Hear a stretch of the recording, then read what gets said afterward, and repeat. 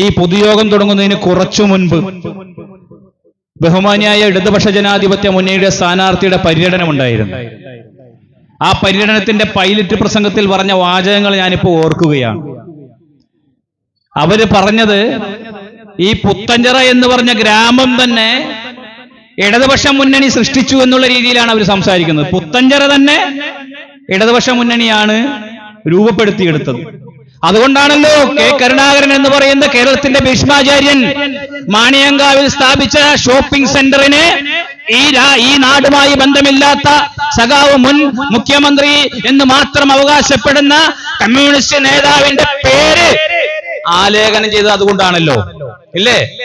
ഈ മാളയുടെ മണ്ണിലെ MLA-യും ആഭ്യന്തരമന്ത്രിയും മുഖ്യമന്ത്രിയുമായിരുന്ന നമ്മുടെ ലീഡർ കരുണാകരന്റെ സ്വപ്നമായി VN വിഷ്ണു നമ്പൂതിരിപ്പാടും അതുപോലെ തന്നെ VC പേങ്ങനടക്കമുള്ള കോൺഗ്രസിന്റെ സമുന്നതരായ നേതാക്കൾ കൊണ്ടുവന്ന ആ ഷോപ്പിംഗ് കോംപ്ലക്സിന്റെ പേരെന്താ?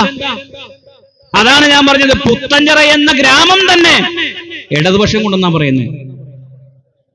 നോക്കൂ, നിങ്ങൾ നമ്മുടെ കമ്മ്യൂണിറ്റി ഹെൽത്ത് സെന്ററിലേക്ക് ഒന്ന് പോകൂ. വെറുതെ ഒന്ന് അതിലൊന്ന് നിങ്ങൾ ഉപേദനാവുന്ന ബൈക്ക് എടുത്ത് അതിലൊന്ന് പോകൂ. അവിടെ ഒരു വയോജന പാർക്ക് എന്നൊരു ബോർഡ്, മനോഹരമായ ബോർഡ് ഉണ്ട് അശോക. ആ ബോർഡിന്റെ താഴെ നോക്കുമ്പോൾ രസം, കംപ്ലീറ്റ് പുല്ല് പിടിച്ചു കിടക്ക, വയോജനങ്ങളില്ലാത്ത കാട് പിടിച്ചു കിടക്കുന്ന വയോജന പാർക്ക് ഒരു വലിയ വികസനമായി ഇപ്പൊ വികസന രേഖയിൽ അവതരിപ്പിച്ചിരിക്കുക. മറ്റൊന്ന് വനിതാ ഫിറ്റ്നസ് സെന്റർ. നിങ്ങളൊന്ന് പഞ്ചായത്തിന്റെ കോമ്പൗണ്ടിലേക്ക് ഒന്ന് ചെല്ലുക. 5 ലക്ഷം രൂപ ചെലവഴിച്ചുകൊണ്ട് വികസനത്തിന്റെ പുതിയ പന്താവിലേക്ക് പുത്തഞ്ചിറയെ മാറ്റിക്കൊണ്ട് വനിതകളുടെ ശാരീരിക ഉന്നമനത്തിന് വേണ്ടി രൂപപ്പെടുത്തിയെടുത്ത വനിതാ ഫിറ്റ്നസ് സെന്ററിന്റെ സ്ഥിതി എന്താ? പ്രിയമുള്ളവരെ, നമ്മൾ ഏതെങ്കിലും ഒരു പദ്ധതി രൂപകൽപ്പന ചെയ്യുമ്പോൾ അറ്റ്ലീസ്റ്റ് അതുമായി ബന്ധപ്പെട്ട ശാസ്ത്രീയമായ ഒരു പഠനം നടത്തേണ്ട അശോക. ഒരു ഫിറ്റ്നസ് സെന്റർ തുടങ്ങുമ്പോൾ ആ ഫിറ്റ്നസിന്റെ ഉപകരണങ്ങൾ എത്ര കിലോ വേണം, അതിനെത്ര കപ്പാസിറ്റി വേണം എന്ന് പരിശോധിക്കണ്ടേ? ഒരു വീട്ടിൽ 2 ആൾ ഉപയോഗിക്കുന്ന കിലോ കൊണ്ടെന്ന് ഒരു വലിയ ഫിറ്റ്നസ് സെന്ററിൽ വെച്ച് കഴിഞ്ഞാൽ എന്തായിരിക്കും സ്ഥിതി? 2 ദിവസം വരുമ്പോൾ കേടുപറ്റില്ലേ? സ്വാഭാവികമല്ലേ? അങ്ങനെ ഉദ്ഘാടനം ചെയ്ത് ഒരാഴ്ചക്കുള്ളിൽ ഉപകരണത്തിന് ഉപയോഗിക്കാൻ പറ്റാത്ത രീതിയിലേക്ക് അവിടെ മൂലയിൽ കുന്നൂട്ടിരിക്കുന്നു. ഇപ്പൊ അവിടെ യോഗ നടത്തുക. ഫിറ്റ്നസ് സെന്ററിൽ ചെന്നാൽ യോഗ നടത്താം, വ്യായാമം നടത്താം. 5 ലക്ഷം രൂപയുടെ മുദ്രയാ. കുറച്ചു കഴിഞ്ഞ് നിങ്ങളൊന്ന് തെക്കോട്ട് പോകൂ. ഈ കുപ്പം ബസാർ എത്തുന്നതിന് മുമ്പ് ഒരു റോഡ് കാണാം. ബർമയിലും ഇംഗ്ലണ്ടിലൊക്കെ ഉള്ള വികസനം പോലെയാ. ഒരു പുതിയ നൂതന റോഡ് വികസനത്തിന്റെ മറ്റേ വസന്തകാലം എന്ന് പറഞ്ഞുകൊണ്ട് ഒരു 10 ലക്ഷം രൂപ ചെലവഴിച്ചിട്ടേ ഒരു മനുഷ്യന് നടക്കാൻ പറ്റാത്ത രീതിയിലേക്ക് പടിക്കെട്ടുണ്ടാക്കി വെച്ചേക്ക. സഞ്ചാരയോഗ്യമാക്കുന്നതിന് വേണ്ടി റോഡ് നിർമ്മിക്കാൻ പൊതുഖജനാവിൽ നമ്മുടെ പണമാണോ? മമ്മൂക്കയുടെ പണമാണോ? നമ്മുടെ എല്ലാവരുടെയും പണമാണ്, പൊതുമുതലാണ്. ആ പൊതുമുതലെടുത്തുകൊണ്ട് 10 ലക്ഷം രൂപ ചെലവഴിച്ച് നിർമ്മിച്ച ആ റൂട്ടിലൂടെ ഒരു വാഹനം, ഒരു സൈക്കിൾ പോകാൻ സാധിക്കുമോ? സാധിക്കില്ല. ഇതാണ് ഇവിടെ നേരത്തെ സൂചിപ്പിച്ച വികസന വിപ്ലവങ്ങൾ. നമ്മുടെ കമ്മ്യൂണിറ്റി സ്ഥിതി എന്താ? ഞാൻ ഒന്നുകൂടി അങ്ങോട്ടേക്ക് നിങ്ങളുടെ ശ്രദ്ധ തിരിക്കുക. വയോജന പാർക്ക് നിൽക്കട്ടെ, അവിടെ ഇപ്പൊ ഒരു ഐസൊലേഷൻ വാർഡ് എന്ന പേര് നല്ല മനോഹരമായില്ലേ, നല്ല പെയിന്റ് അടിച്ച നല്ല ബിൽഡിംഗ് ഉണ്ട്. നമ്മൾ സമ്മതിക്കും, നല്ലതാണ്, ഐസൊലേറ്റ് ചെയ്യപ്പെടണം. കോവിഡിന്റെ കാലത്തും അതുപോലെ തന്നെ ഒരു വലിയ മറ്റേ പാനിക് ടൈം വരുമ്പോൾ സ്വാഭാവികമായും ജനങ്ങൾക്ക് ഓക്സിജൻ കൊടുക്കാനോ അതല്ലെങ്കിൽ ഐസൊലേറ്റ് ചെയ്യാനോ സെന്ററുകൾ വേണം, തർക്കമില്ല. ഞങ്ങൾ 100% പിന്തുണയ്ക്കുന്നു. പക്ഷേ കമ്മ്യൂണിറ്റി ഹെൽത്ത് സെന്റർ കോടിക്കണക്കിന് രൂപ ചെലവഴിക്കുന്നുണ്ട്. പക്ഷേ അവിടെ ആവശ്യത്തിന് ഡോക്ടർമാരുണ്ടോ? നിങ്ങൾ രാവിലെ OP-യിൽ പോയാൽ അതല്ലെങ്കിൽ അവിടെ OP-യിൽ നിങ്ങൾ ഉച്ചയ്ക്ക് ചെന്നാൽ നിങ്ങൾക്ക് കൃത്യസമയത്ത് ഡോക്ടറെ കണ്ട് തിരിച്ചു വരാൻ സാധിക്കുമോ? അവിടെ അടിസ്ഥാന സൗകര്യങ്ങൾ എന്ന് പറയുന്നത് ബിൽഡിംഗ് മാത്രമാണോ അടിസ്ഥാന സൗകര്യം? അല്ല. ആ ബിൽഡിംഗിനകത്ത് അതിനുള്ളിലേക്ക് വരുന്ന രോഗികൾക്ക് കൃത്യമായി പരിചരണം കൊടുക്കുന്നതിന് വേണ്ടിയിട്ടുള്ള ആധുനിക സംവിധാനങ്ങളാണ്, സ്റ്റാഫ് പാറ്റേൺ ആണ്, ഡോക്ടേഴ്സ് ആണ്. എന്തിനേറെ പ്രിയമുള്ളവരെ, വൈകുന്നേരമായാൽ ഒരു ഇഞ്ചക്ഷൻ കിട്ടാൻ സാധിക്കാത്ത ഒരു കമ്മ്യൂണിറ്റി ഹെൽത്ത് സെന്ററാണ് വികസനത്തിന്റെ പാത പറഞ്ഞുകൊണ്ട് ഐസൊലേഷൻ വാർഡ് എന്ന പേരിൽ ഒരു ബോർഡ് വെച്ചിരിക്കുന്നത്. ഇതാണോ വികസനത്തിന്റെ പുതിയ മുദ്രകൾ? എനിക്ക് മനസ്സിലാവുന്നില്ല. ഞാൻ 13 വർഷത്തിലധികമായ ഒരു ജനപ്രതിനിധിയാണ്. നമ്മളൊക്കെ ഒരു പദ്ധതി ഉണ്ടാക്കുമ്പോൾ ഇവിടുത്തെ പ്രതിപക്ഷത്തെയും അതുപോലെ തന്നെ ഇവിടുത്തെ അതുമായി ബന്ധപ്പെട്ട് പഠിച്ചിട്ടുള്ള ആ മേഖലയിൽ ഗവേഷണം നടത്തിയിട്ടുള്ള ആ മേഖലയുമായി കൂടുതൽ പ്രവർത്തിക്കുന്ന പ്രാവീണ്യമുള്ള ആളുകളുടെ ഉപദേശം, അഡ്വൈസ് കേട്ടുകൊണ്ടാണ് നമ്മളൊക്കെ ഒരു പദ്ധതി ഉണ്ടാക്കുന്നത്. കുറച്ചു നാളുകൾക്ക് മുമ്പ് ഞാൻ പഞ്ചായത്തിലേക്ക് ഒരു 10:30 മണിക്ക് സുബേഷ് ഏട്ടാ എൻ്റെ വാർഡിലൊരു ചേച്ചി ഒരു പെൻഷന്റെ കാര്യം പറഞ്ഞപ്പോൾ ആധാർ നമ്പർ ഉണ്ടെങ്കിൽ നമ്മൾ പഞ്ചായത്തിൽ ചെന്നാൽ സൈറ്റിൽ നമ്പർ അടിച്ചാൽ അവരുടെ വിവരങ്ങൾ അറിയും. ആ വിവരങ്ങൾ അറിയുന്നതിന് വേണ്ടി ഞാൻ ചെന്നപ്പോ ഏതാണ്ട് ഒരു ലോക്കൽ കമ്മിറ്റി കൂടിയതുപോലെ ഒരു യോഗം നടക്കുന്നു. ഇടതുപക്ഷത്തിന്റെ മുഴുവൻ നേതാക്കളും ആ മീറ്റിംഗിലുണ്ട്. സംഭവം എന്താ? അംഗൻവാടി വർക്കർമാരും ഹെൽപ്പർമാരെയും നിയമിക്കുന്ന ഒരു മീറ്റിംഗ് ആണ്. അത്ര ഇന്റർവ്യൂ ബോർഡാ. നിങ്ങൾ നരേന്ദ്രമോദിയെ കുറ്റം പറയുന്നു, ഏകാധിപതിയാണ് നരേന്ദ്രമോദി അല്ലേ? സംശയമില്ല. ഞങ്ങളും പറയുന്നു നരേന്ദ്രമോദി ഏകാധിപതിയാണ്. നരേന്ദ്രമോദി ഏകാധിപതിയാണെങ്കിൽ നമ്മളെല്ലാവരും എതിർക്കുന്നു അദ്ദേഹത്തിന്റെ ശൈലിയെ, അദ്ദേഹത്തിന്റെ നയങ്ങളെ, അദ്ദേഹത്തിന്റെ ഭരണഘടനാപരമായിട്ടുള്ള വീഴ്ചകളെ. അതേപോലെ തന്നെയല്ലേ പ്രതിപക്ഷം എന്ന് പറയുന്നത് ആരാ? വാസന്തി സുബ്രഹ്മണ്യൻ എന്ന് പറയുന്ന ഈ സ്റ്റേജിലിരിക്കുന്ന ഒരു ജനപ്രതിനിധി 500-ലധികം വോട്ടുകൾക്ക് ഒരു മേഖലയിൽ നിന്ന് ജയിച്ചു വന്ന ജനപ്രതിനിധിയാ. അതല്ലാതെ വാസന്തി മെമ്പർ ഏതെങ്കിലും ഒരു ഓട് പൊളിച്ച് കയറി വന്നതാണോ? അല്ലല്ലോ. അങ്ങനെയുള്ള ജനപ്രതിനിധികൾ, ജനങ്ങളുടെ സമ്മതിദാനാവകാശം, ജനാധിപത്യത്തിന്റെ മൗലികം എന്ന് പറയുന്നത് ഈ നാട്ടിലെ പ്രാദേശിക സർക്കാരുകളാവട്ടെ, ഭരണകൂടങ്ങളാവട്ടെ, സംസ്ഥാന ഗവൺമെന്റ് ആവട്ടെ, കേന്ദ്ര ഗവൺമെന്റ് ആവട്ടെ, ഇവരൊക്കെ സൃഷ്ടിക്കുന്നത് ആരാ? ഇവിടുത്തെ സാധാരണക്കാരെ. ഞങ്ങൾ നേരത്തെ രമ്യ ഹരിദാസ് സൂചിപ്പിച്ചതുപോലെ 18 വയസ്സിൽ വോട്ടവകാശം നൽകി വോട്ട് ചെയ്യാൻ അധികാരപ്പെടുത്തിയത് ജനങ്ങളാ. ആ ജനങ്ങൾ തെരഞ്ഞെടുക്കപ്പെടുത്തവരാണ്. UDFന്റെ അംഗങ്ങൾ എന്ന് പറയുന്ന പ്രത്യേക ഒരു വിഭാഗമുണ്ടോ?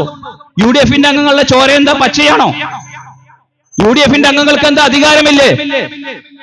അപ്പോ UDFന്റെ അംഗങ്ങൾ എന്ന് പറഞ്ഞുകൊണ്ട് നിയമന ബോർഡിൽ ഇന്ന് വരെ എനിക്ക് തോന്നുന്നു പുത്തഞ്ചിറ പഞ്ചായത്തിൽ ഇതുവരെ ഇത്ര ഭരണസമിതികൾ ഒരുപാടുണ്ടായിട്ടുണ്ട്. പഞ്ചായത്ത് രാജ് ആക്ട് വരുന്നതിന് മുമ്പ് പ്രാദേശിക സർക്കാരുകൾ എന്ന് പറയുന്ന സംവിധാനത്തിന് മുൻപും പിൻപും ഇടതുപക്ഷവും വലതുപക്ഷവും ഐക്യമുന്നണിയും ഒക്കെ പുത്തഞ്ചിറ ഭരിച്ചിട്ടുണ്ട്. ആ കാലഘട്ടത്തിൽ ഒന്നും നേരത്തെ നിങ്ങൾ സൂചിപ്പിച്ച പ്രതിപക്ഷം ഭരണപക്ഷം എന്ന് പറയുമ്പോ ആ അപ്പുറത്തിരിക്കുന്ന 2 സീറ്റുകളുടെ വ്യത്യാസത്തിൽ മാത്രം ഭരണപക്ഷമായവർ 2 സീറ്റുകൾ മാത്രം കുറവുള്ള ഒരു പക്ഷത്തെ പ്രതിപക്ഷം എന്ന് പറഞ്ഞ് മാറ്റി നിർത്തുകയാ. ഒരു പ്രദേശത്തെ ഒരു ഗ്രാമത്തിൽ ആ ഗ്രാമത്തിലെ കൈക്കുഞ്ഞുങ്ങളെ അവരെ ചേർത്ത് പിടിക്കുന്നതിന് വേണ്ടി, അവർക്ക് മലയാള അക്ഷരങ്ങൾ പറഞ്ഞു കൊടുക്കുന്നതിന് വേണ്ടി, അവർക്ക് പാട്ടുപാടി കൊടുക്കുന്നതിന് വേണ്ടി, അവരെ സമൂഹത്തിന് പരിചയപ്പെടുത്തുന്നതിന് വേണ്ടി നമ്മുടെ വീട്ടിലെ അമ്മമാർ കൊണ്ടെത്തിക്കുന്നത് എവിടെയാ? അംഗൻവാടികളിലാ. അംഗൻവാടിയിലെ ടീച്ചറുടെ രാഷ്ട്രീയമാണോ അവിടെ ചർച്ച ചെയ്യപ്പെടുന്നത്? അവിടുത്തെ ഹെൽപ്പറുടെ രാഷ്ട്രീയമാണോ? അല്ല. ആ കുട്ടികളെ നോക്കാൻ പ്രാപ്തരായിട്ടുള്ള സീനിയോറിറ്റിയുള്ള പ്രവൃത്തി പരിചയമുള്ള ഈ ഗ്രാമത്തിൽ ജനിച്ചു വളർന്ന സ്ഥിരതാമസമുള്ളവരെ ആരെയും നിയമിക്കാമെന്ന ഓർഡർ ഇല്ലേ? അപ്പൊ പ്രതിപക്ഷത്തിന്റെ ആൾക്കാരൊക്കെ ഇന്റർവ്യൂവിൽ വന്ന എന്താ കുഴപ്പ്? കുറച്ചുകൂടി സുതാര്യമാവും. അതുകൊണ്ട് ഭരണസമിതി തീരുമാനമെടുത്തു, പ്രതിപക്ഷ അംഗങ്ങൾ വേണ്ട. അങ്ങനെ ഏകപക്ഷീയമായി ഒരു വിഭാഗത്തിന്റെ ആളുകൾ മാത്രം നിരന്നിരുന്നുകൊണ്ട് ആളുകളെ സെലക്ട് ചെയ്യാം. അപ്പൊ പിന്നെ നമുക്ക് എല്ലാവർക്കും അറിയാലോ സെലക്ഷൻ എങ്ങനെയാണെന്ന്. അങ്ങനെ സെലക്ട് ചെയ്ത് വന്നപ്പോ അതിന്റെ മറ്റേ ഇന്റർവ്യൂ എല്ലാം കഴിഞ്ഞു. ഒരു ദിവസം ഒരു ചേച്ചി അവര് അപ്പോയിന്റ്മെന്റ് ലെറ്റർ ഇട്ടി വന്നേക്ക, പുതിയതായി അംഗൻവാടി ടീച്ചറായിട്ട് അപ്പോയിന്റ്മെന്റ് ആയിട്ട് വരുമ്പോഴാണ് നമ്മളൊക്കെ അറിയുന്നത്. അങ്ങനെ പഞ്ചായത്തിൽ പരിശോധിച്ചപ്പോ ലിസ്റ്റ് ഇല്ല. പഞ്ചായത്ത് പറയുന്നു ഞങ്ങളല്ല ഉത്തരവാദി, ICDS ആണെന്ന്.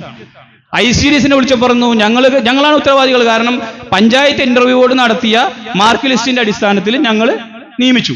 ആ വിവരം പഞ്ചായത്തിന് അറിയിച്ചിട്ടുണ്ട്. അറിയിച്ചിട്ട് പോലും പ്രസിദ്ധപ്പെടുത്തുന്നില്ല. ഒരു ലിസ്റ്റ് വന്നാൽ പ്രസിദ്ധപ്പെടുത്തുന്നതിന് എന്തെങ്കിലും പ്രശ്നമുണ്ടോ? പ്രസിദ്ധപ്പെടുത്തുന്നതിന്റെ കാരണം എന്താ?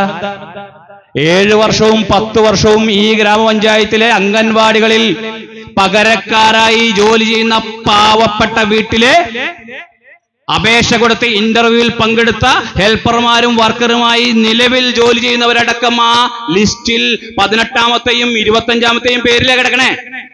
നിങ്ങളൊന്ന് മനസ്സിലാക്കുക. ഇതാണ് ഇവിടെ ഘോഷിക്കുന്ന ജനാധിപത്യം. ഇവിടെ കോൺഗ്രസ്സുകാരുടെ നികുതിക്ക് മൂല്യം കുറവാ രാജേഷ് ഏട്ടാ, അല്ലേ? അതല്ലെങ്കിൽ മറ്റേ പ്രതിപക്ഷ പാർട്ടിക്കാരുടെ നികുതി പൈസക്ക് മൂല്യം കുറവാണെന്നാ പറയണേ. അതുകൊണ്ട് ഏകാധിപത്യ പ്രവണതയിലേക്ക് പഞ്ചായത്ത് പോയാലും സംസ്ഥാനം പോയാലും കേന്ദ്രം പോയാലും അതിനെതിരെ ചോദ്യം ചെയ്യണം. ആ ചോദ്യം ചെയ്യേണ്ട വേദികളായിരിക്കണം ഇതുപോലെയുള്ള തെരഞ്ഞെടുപ്പ് യോഗങ്ങളെന്ന് ശിരസുയർത്തിപ്പിടിച്ചുകൊണ്ട് പറയാൻ നമ്മുടെ സഹപ്രവർത്തകർക്ക് കഴിയണം. ഇപ്പൊ പെൻഷന്റെ കാര്യമല്ലേ പറഞ്ഞല്ലോ. ഇപ്പൊ ഓരോ മാസവും പുതിയ ഡിസൈൻ ചെയ്തിറക്കുക. ഒരു മാസത്തെ പെൻഷൻ കൊടുത്താൽ അപ്പൊ ഉണ്ടാക്കിയ ഒരു പുതിയ പദ്ധതി പോലെയാ. നമ്മൾ ഓരോ വർഷവും സാമ്പത്തിക വർഷം ഒരു പുതിയ പദ്ധതി ഉണ്ടാക്കുമ്പോൾ പോസ്റ്റ് ഇറക്കൂലേ, അഭിനന്ദനങ്ങൾ. ഇപ്പൊ സാധാരണക്കാരന് അഭിനന്ദനങ്ങളുടെ കൊള്ളിയാണ്. ഒരു ഫ്രിഡ്ജ് ഒരു കുടുംബനാഥൻ വാങ്ങിച്ച ഭാര്യയുടെ ഫ്ലെക്സ് കാണാം, എന്റെ ഭർത്താവിന് 16,000 രൂപ കെൽവിനേറ്റർ ഫ്രിഡ്ജ് വാങ്ങിച്ച എന്റെ ഭർത്താവിന് അഭിനന്ദനങ്ങൾ എന്ന് പറഞ്ഞതുപോലെയാ. എല്ലാ മാസവും പെൻഷൻ കൊടുക്കുമ്പോ എല്ലാ മാസവും പുതിയതായി കൊണ്ടുവന്ന പദ്ധതിയെ പോലെയാണ്. ഈ പെൻഷൻ സുതാര്യമാക്കിയത് ആരാ? ഈ പെൻഷൻ സമ്പൂർണ്ണ പെൻഷൻ പദ്ധതിയാക്കിയത് ആരാ? 2013-14 സി ഉമ്മൻചാണ്ടി എന്ന് പറയാ ആരാ? പാതിരാത്രി പോലും ഭക്ഷണം കഴിക്കാതെ വെള്ളം കുടിക്കാതെ തന്റെ അടുത്ത് വന്ന സഹപ്രവർത്തകരുടെ ദുഃഖങ്ങളും ദുരിതങ്ങളും കേട്ട് അവർക്ക് പരിഹാരമുണ്ടാക്കി ഐക്യരാഷ്ട്രസഭ ഈ ലോകത്തിലെ ഏറ്റവും മികച്ച മുഖ്യമന്ത്രി എന്ന് അവകാശപ്പെട്ട് ആ തെരഞ്ഞെടുത്ത് അവാർഡ് കൊടുത്ത ശ്രീ ഉമ്മൻചാണ്ടിയാണ് 2013-14 കാലഘട്ടത്തിൽ സമ്പൂർണ്ണ പെൻഷൻ പദ്ധതി ഒരു ഓണക്കാലത്ത് പ്രഖ്യാപിച്ചത് എങ്കിൽ നിങ്ങൾക്ക് നിഷേധിക്കാൻ കഴിയുമോ? ആ പ്രഖ്യാപിക്കുന്നതിന് മുമ്പ് UDF-ന്റെ ഗവൺമെന്റ് 2011 വരുന്നതിന് മുമ്പ് ഈ കേരളത്തിൽ പെൻഷൻ ഉണ്ട്. സഖാവ് VS അച്യുതാനന്ദൻ എന്ന് പറയുന്ന കയ്യൂരിന്റെയും കരിവള്ളൂരിന്റെയും പ്രിയങ്കരനായിട്ടുള്ള സഖാവ്, പാവങ്ങളുടെ പടത്തലവൻ എന്ന് പറയുന്ന പ്രിയപ്പെട്ട വന്യവയോജകനായ ശ്രീ VS അച്യുതാനന്ദൻ 5 കൊല്ലം കേരളം ഭരിച്ച് പുറത്തിറങ്ങുമ്പോ എത്രയാണ് പെൻഷൻ അംഗങ്ങളുടെ എണ്ണം? അന്നത്തെ പെൻഷന്റെ മാനദണ്ഡം എന്താ ശ്രമിക്കുക? 65 വയസ്സ് കഴിയണമെന്ന് പെൻഷൻ കിട്ടണമെങ്കിൽ. ഓർമ്മയുണ്ടോ? 65 വയസ്സും കഴിയാതെ പെൻഷൻ കിട്ടില്ല. 18 വയസ്സ് പൂർത്തീകരിച്ച ആൺമക്കളുണ്ടെങ്കിലേ പെൻഷൻ കിട്ടില്ല. ജോസേട്ടാ, APL BPL റേഷൻ കാർഡിന്റെ വ്യത്യാസം നോക്കും. BPL-നാണ് പെൻഷൻ ഉള്ളത്. 65 വയസ്സ് കഴിഞ്ഞ പ്രായപൂർത്തിയായ ആൺമക്കളില്ലാത്ത BPL കുടുംബനാഥന്മാർക്ക് മാത്രമാണ് 2011 മുമ്പ് ഈ ഐക്യ കേരളത്തിൽ ഗോഡ്സ് ഓൺ കൺട്രി എന്ന് അവകാശപ്പെടുന്ന ഞങ്ങളാണ് ഈ കേരളത്തിലെ എല്ലാ വികസനത്തിന്റെയും പിതാമഹന്മാരെന്ന് അവകാശപ്പെടുന്ന ഈ കേരളത്തിൽ പെൻഷൻ സംവിധാനം ഉണ്ടായതെങ്കിൽ 2011 ശ്രീ ഉമ്മൻചാണ്ടി അധികാരത്തിൽ വന്നതിന് ശേഷമാണ് ഈ പറയുന്ന മാനദണ്ഡങ്ങളെല്ലാം മാറ്റി കേരളത്തിലെ പാവപ്പെട്ട എല്ലാ വയോജനങ്ങൾക്കും പ്രായം കഴിഞ്ഞ മുഴുവൻ ആളുകൾക്ക് 60 വയസ്സ് എല്ലാവരും എന്റെ പിതാവിനെ പോലെയാണ്, എന്റെ അച്ഛനെ പോലെയാണ്, എന്റെ അപ്പനെ പോലെയാണ്, എന്റെ വാപ്പയെ പോലെയാണെന്നുള്ള വിചാരം ഉൾക്കൊണ്ടുകൊണ്ട് ശ്രീ ഉമ്മൻചാണ്ടിയുടെ ഗവൺമെന്റാണ് 65 വയസ്സ് എന്നുള്ളത് 60 വയസ്സിയാക്കി ചുരുക്കിയത്. നിഷേധിക്കാൻ കഴിയുമോ? APL BPL വ്യത്യാസമെല്ലാം എടുത്തു കളഞ്ഞുകൊണ്ട് ആൺമക്കൾ ഉണ്ടായാലും ഇല്ലെങ്കിലും കുഴപ്പമില്ല, പകരം ഒറ്റ കണ്ടീഷൻസ് പറഞ്ഞുള്ളൂ. എന്താ? താൻ താമസിക്കുന്ന വില്ലേജിലെ വില്ലേജ് ഓഫീസർ അവർക്ക് പരിശോധന നടത്തി 1 ലക്ഷത്തിൽ താഴെയുള്ള വരുമാന സർട്ടിഫിക്കറ്റ് ഹാജരാക്കണം. ഇതാണ് ഒറ്റ മാനദണ്ഡം. 1 ലക്ഷം രൂപ താഴെയിൽ വരുമാനമുള്ള മുഴുവൻ 60 വയസ്സ് കഴിഞ്ഞ മുഴുവൻ കേരളത്തിലെയും വയോജനങ്ങൾക്ക് സമ്പൂർണമായ പെൻഷൻ, വാർദ്ധക്യകാല പെൻഷൻ പദ്ധതി നടപ്പിലാക്കിയത് ഒറ്റ പേരെയുള്ളൂ. അത് നിങ്ങൾ അവകാശപ്പെടുന്ന സർക്കാരിൻ്റെതല്ല, മറിച്ച് നിങ്ങളൊരു സ്ത്രീയുടെ പേര് കൂട്ടി പറഞ്ഞുകൊണ്ട് ഒരു വയോജനത്തെ, ഒരു 70 വയസ്സിന് മുകളിലുള്ള ഒരു രാഷ്ട്രീയ നേതാവിനെ തേജോവധം ചെയ്ത് ഓർമ്മയുണ്ടോ? ആ നേതാവിന്റെ പേരായ ശ്രീ പുതുപ്പള്ളിയുടെ കുഞ്ഞോന് ശ്രീ ഉമ്മൻചാണ്ടിയാണ്. നെഞ്ചത്ത് കൈവച്ച് പറയാൻ ഞങ്ങൾക്ക് സാധിക്കും, ഇല്ലേ? ലൈഫ് മിഷൻ ഭവന പദ്ധതി ഞങ്ങളൊക്കെ 2 കൈ നീട്ടി സ്വീകരിക്കുന്നവരാ. കാരണം എന്താ? ഞങ്ങളൊക്കെ സാധാരണക്കാരുടെ ഇടയിൽ ജനിച്ചവരാ, ഓലക്കുടലിൽ ജനിച്ചവരാണ് ഞാനും വാസന്തിയൊക്കെ. എന്താ സംശയമുണ്ടോ? ഞങ്ങൾ മണിമാളുകളിലൊന്നും വന്നവരല്ലല്ലോ. ഞങ്ങളൊക്കെ താഴെത്തട്ടിൽ പാവപ്പെട്ട കുടുംബങ്ങളിൽ, ദരിദ്ര കുടുംബങ്ങളിൽ ജനിച്ച് വളർന്ന ജീവിത സാഹചര്യങ്ങളുമായി പൊരുതി നേടിയവരാ. അപ്പൊ ഞങ്ങൾക്ക് വീടിന്റെ വിലയറിയാം. ഒരു സാധാരണ കുടുംബത്തിന് ഏറ്റവും വലിയ അഭിലാഷം എന്താ? ഈ ഭൂമിയിൽ ജീവിക്കുന്ന കാലത്തോളം, ഇല്ലേ, മഴ തോരാതെ, കടമില്ലാതെ, സ്വന്തമായ ഒരു കൂരയിൽ കിടക്കണമെന്നല്ലേ ചേച്ചി ആഗ്രഹം? ആ ആഗ്രഹത്തിന് വേണ്ടിയാണ് ലൈഫ് മിഷൻ പദ്ധതി എന്ന് പറഞ്ഞപ്പോൾ ഞങ്ങളെല്ലാവരും പിന്താങ്ങി. കാരണം നമ്മൾക്ക് എന്താ, നമ്മുടെ വാർഡിലും എല്ലാ വാർഡിലും ആളുകൾക്ക് വീട് വേണം, ആളുകൾ സന്തോഷിക്കും. അവസാനം ഈ ലൈഫ് മിഷന്റെ പ്രോസസ്സ് പറയുമ്പോൾ ചിരി വരുന്നത്. ആദ്യം ഒരു പേര് വിവരശേഖരണം, അത് കഴിഞ്ഞ് കുടുംബശ്രീയുടെ ഒരു സർവേ അശ്രുക്ക, അപ്പോഴേക്ക് 6 മാസം കഴിഞ്ഞിട്ടോ. അത് കഴിഞ്ഞ് അതിന്റെ ഒരു സൂക്ഷ്മ പരിശോധന, അത് കഴിഞ്ഞ് ബ്ലോക്ക് തലത്തിലേക്ക് പരാതി കൊടുക്കാം, ഔട്ടായി പോയവർക്ക് അപ്പീല്, അവര് വന്ന് പരിശോധിക്കാം. അപ്പോൾ 1 കൊല്ലം കഴിഞ്ഞിട്ടോ. അതിനുശേഷം പിന്നെ ജില്ലാ കമ്മിറ്റിക്ക് അപ്പീൽ കൊടുക്കാം, അവരെ പരിശോധന കഴിയുമ്പോൾ 1.5 കൊല്ലം കഴിഞ്ഞു. അത് കഴിഞ്ഞ് ഈ ഭരണസമിതി അംഗീകരിച്ച് സർക്കാരിന്റെ ഒക്കെ അംഗീകാരം കഴിയുമ്പോൾ എത്ര കൊല്ലായി? 2 കൊല്ലം കഴിഞ്ഞു. ഒരു ലൈഫ് പദ്ധതിയിൽ ഒരു പ്രോസസ്സ് പൂർത്തീകരിക്കണമെങ്കിൽ 2 വർഷം. അപ്പൊ സർക്കാരിന്റെ 2 വർഷത്തെ കണക്ക് നിങ്ങളൊന്ന് കൂട്ടണം. ഈ ഉമ്മൻചാണ്ടി ഗവൺമെന്റ് ഉള്ളപ്പോൾ ഇതിനു മുൻപ് LDF UDF ഭരിച്ചിട്ടുണ്ട്, ഞാൻ അംഗീകരിക്കുന്നു. അവരുടെ കാലഘട്ടത്തിലൊക്കെ അന്നൊക്കെ വിവിധ ഡിപ്പാർട്ട്മെന്റുകൾക്ക് ഭവനം കൊടുക്കും. ഫിഷറീസ് ഡിപ്പാർട്ട്മെന്റ് ഭവനം കൊടുക്കും, ന്യൂനപക്ഷ വിധവകൾക്ക് ഭവനം കൊടുക്കും, അതുപോലെ തന്നെ SC വിഭാഗത്തിന്, ST വിഭാഗത്തിന്, ജനറൽ വിഭാഗത്തിന്, അങ്ങനെ വിവിധ വിഭാഗങ്ങളായി തിരിച്ചുകൊണ്ട് കൂടുതൽ ആളുകൾക്ക് ഭവനം കൊടുക്കുന്ന സ്കീമുകളുണ്ട്. അപ്പൊ ആ സ്കീമുകൾ എങ്ങനെ എടുക്കുക? എല്ലാ വാർഡിലെ ഗ്രാമസഭയിൽ നിന്നും ആദ്യത്തെ പേര് വരുന്നവർക്ക് ഇല്ലേ? അങ്ങനെ മിനിമം ഏറ്റവും ചുരുങ്ങിയത്, ഞാൻ കൂടുതലായി പറയുന്നില്ല, ഏറ്റവും ചുരുങ്ങിയത് ഒരു വാർഡിൽ 2 പേർക്ക് ഒരു സാമ്പത്തിക വർഷം വീട് ലഭിച്ചിരുന്നു. ഈ കൊച്ചു കേരളത്തിൽ നിഷേധിക്കാൻ കഴിയുമോ?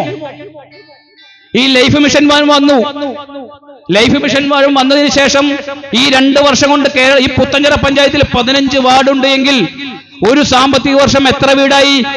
30 വീടായില്ലേ? ഒരു വാർഡിൽ SC, ഫിഷറീസ്, മൈനോറിറ്റി എല്ലാം കൂടി ചേർത്തിട്ടാണ് ഞാൻ 2 വീട് പറഞ്ഞുള്ളൂ. എല്ലാ ഡിപ്പാർട്ട്മെന്റിനെയും സംയോജിപ്പിച്ചുകൊണ്ട് എണ്ണിയാൽ 2-ൽ കൂടുതലുണ്ട്, എങ്കിലും 2 വീട്. ആ 2 × 15 30 × 2 വർഷം എത്രയാ? 60 വീട്. 5 വർഷം കൊണ്ട് എത്രയാ? എത്ര വീടുകൾ എണ്ണ കാണിച്ചു? ഒന്ന് കാണിക്കണമല്ലോ നമുക്ക്. ഇപ്പൊ 8 വർഷമായിട്ടുണ്ട്. എത്ര വീടുകൾ പൂർത്തീകരിച്ചു എന്ന് പറയണം കേട്ടോ. പാതി വഴിയിലുള്ള പൂർത്തീകരിച്ചു. പക്ഷെ ഞങ്ങൾ ലൈഫ് മിഷൻ പദ്ധതിയെ തള്ളി പറയാൻ ഉദ്ദേശിക്കുന്നില്ല. കാരണം പാവങ്ങൾക്ക് വീട് കൊടുക്കുന്ന പദ്ധതി ഞങ്ങൾ പ്രോത്സാഹിപ്പിക്കുന്നു. പ്രിയമുള്ളവരെ, വീണ്ടും ലൈഫ് മിഷൻ പദ്ധതിയിലൂടെ കൂടുതൽ തുക അനുവദിച്ച് ഈ നാട്ടിൽ ലൈഫ് മിഷൻ പദ്ധതിയിൽ മറ്റേ പേര് അന്തിമ പട്ടികയിൽ ഉൾപ്പെട്ടിട്ടു എന്നുള്ള സന്തോഷം കൊണ്ട് കാലങ്ങളോളം 2 വർഷത്തിലധികമായി എന്റെ പേര് നാളെയാണോ മറ്റന്നാളാണോ ഗ്രാമസേവകന്റെ ഫോൺ കോൾ വരുന്നത് എന്ന് കാതോർത്തിരിക്കുന്ന ഈ നാട്ടിലെ പാവപ്പെട്ട അച്ഛനമ്മമാരുടെ മനസ്സ് ഞങ്ങൾക്കറിയാവുന്നത് കൊണ്ട് ലൈഫ് മിഷൻ പദ്ധതി ഞങ്ങൾ തള്ളി പറയുന്നില്ല. പകരം സമയബന്ധിതമായി വീട് കൊടുക്കാൻ സാധിച്ചിട്ടുണ്ടോ എന്ന് പരിശോധിക്കണ്ടേ? ഒരു പദ്ധതി നടപ്പിലാക്കുമ്പോൾ കുറെ ആളുകൾക്ക് സ്വപ്നം കൊടുക്കുക, നിങ്ങളുടെ എല്ലാ കാര്യങ്ങളും ഞങ്ങൾ ഇപ്പൊ ചെയ്യും. എപ്പോ ചെയ്യും? ഒരു മനുഷ്യന്റെ ജീവിതായുസ് എപ്പോഴാ? ഒരു മനുഷ്യൻ ശരാശരി ഇപ്പൊ ജീവിതായുസ് പറയാൻ കഴിയില്ല. കാരണം ഇപ്പോ നടന്നു പോകുമ്പോ പിടഞ്ഞു വീണ് മരിക്കുക യുവതലമുറ, യുവാക്കള്. അപ്പൊ കോവിഡ് വന്നതിന് ശേഷമാണെന്ന് പറയുന്നു. അതിന് പല കാര്യങ്ങളും ആയിക്കോട്ടെ, എന്തോ ആവട്ടെ, നമ്മൾ അതിലേക്ക് കിടക്കുന്നില്ല. അപ്പൊ മരണം കാതോർത്തിരിക്കുന്നു നമ്മളെ ഓരോരുത്തരെയും. അങ്ങനെ മരണം എപ്പോഴാണെന്ന് അറിയാതെ ജീവിക്കുന്ന നമ്മുടെ മുന്നിലേക്ക് ഇനി ഒരു 35 കൊല്ലം കഴിഞ്ഞിട്ടാണോ 151ാമത്തെ പേരുകാരനെ വീട് കൊടുക്കുക? ഇതിനൊരു സമയബന്ധിതമില്ലേ? ഒരു പദ്ധതി പ്രഖ്യാപിച്ചു, 1 വർഷം കൊണ്ട് അല്ലെങ്കിൽ 2 വർഷം കൊണ്ട്, അതിന് കണക്കില്ലേ? അപ്പൊ ഇതാണ് ലൈഫ് മിഷൻ പദ്ധതി. പ്രിയമുള്ളവരെ, ഈ വരുന്ന ഓണക്കാലത്ത് പാവപ്പെട്ട ആളുകൾ എന്റെ പേര് വിളിക്കുമെന്ന് കാത്തിരിക്കുന്ന അമ്മമാരും അച്ഛന്മാരും ഈ ഗ്രാമത്തിലുണ്ട്. അവരുടെ പേരുകൾ എത്രയും പെട്ടെന്ന് സർക്കാർ ഫണ്ട് അനുവദിച്ച് വിളിച്ച് അവർക്ക് തറകെട്ടാനുള്ള അവസരം ഉണ്ടാക്കി കൊടുക്കാൻ ഈ ബഹുമാനപ്പെട്ട ഭരണസമിതി നേതൃത്വം കൊടുക്കട്ടെ എന്ന് അതിന് പൂർണ്ണമായ പിന്തുണ ഞങ്ങൾ ഈ മാറ്റി നിർത്തപ്പെട്ട മൂല്യം കുറഞ്ഞ ഈ പാവപ്പെട്ട UDF മെമ്പർമാരെ അഭ്യർത്ഥിക്കുകയാണ്. ഇപ്പൊ റോഡ് വികസനത്തെ കുറിച്ച് പറഞ്ഞപ്പോ ഞാൻ കഴിഞ്ഞ കൊല്ലത്തെ കണക്കൊന്ന് പരിശോധിച്ചു. നമ്മുടെ പഞ്ചായത്തിൽ റോഡുകളുടെ മെയിൻ്റനൻസിന് വേണ്ടി ഇപ്പൊ ലഭിക്കുന്ന ഫണ്ട് വലിയ തുകയാ. 2 കോടിയിൽ പുറത്താണ് ഒരു വർഷം നമ്മുടെ പഞ്ചായത്തിന്റെ ടാറിംഗ് റോഡുകൾ മെയിൻ്റനൻസ് ചെയ്യുന്നതിന് വേണ്ടി. 2 കോടിയിൽ പുറത്താണ്. അപ്പൊ സർക്കാരിന്റെ പുതിയ ടെക്നിക്ക്, അതും കൂടി ഞാൻ പറഞ്ഞ് അവസാനിപ്പിക്കുകയാണ്. ഇപ്പൊ നമ്മുടെ പൊതുകട എത്രയെന്ന് അറിയോ നമുക്ക്? കേരളത്തിന്റെ കടം മേടിച്ചപ്പോ കടം കിട്ടാനുമില്ല. കൊടുക്കണ്ടേ? കൂട്ടാൻ നമുക്ക് കഴിയുന്നില്ല. നമുക്ക് വരുമാനം ഉണ്ടെങ്കിലല്ലേ ചെലവഴിക്കാൻ പറ്റും. അപ്പൊ അങ്ങനെ വന്നപ്പോ നമ്മുടെ പഞ്ചായത്തിന് അനുവദിച്ച തുകകൾ അത് കുറയ്ക്കാൻ കഴിയില്ല. അത് മറ്റേ കാലങ്ങളായിട്ടുള്ള പഞ്ചവത്സര പദ്ധതിയുടെ ഈ രാജ്യത്ത് നടപ്പിലാക്കിയ നിയമമാണ്. നമ്മുടെ പദ്ധതി വിഹിതത്തിന്റെ ഇത്ര ശതമാനം തുക പ്രാദേശിക സർക്കാരുകൾക്ക് നീക്കി വെക്കണമെന്ന് നമ്മുടെ നിയമമാണ്.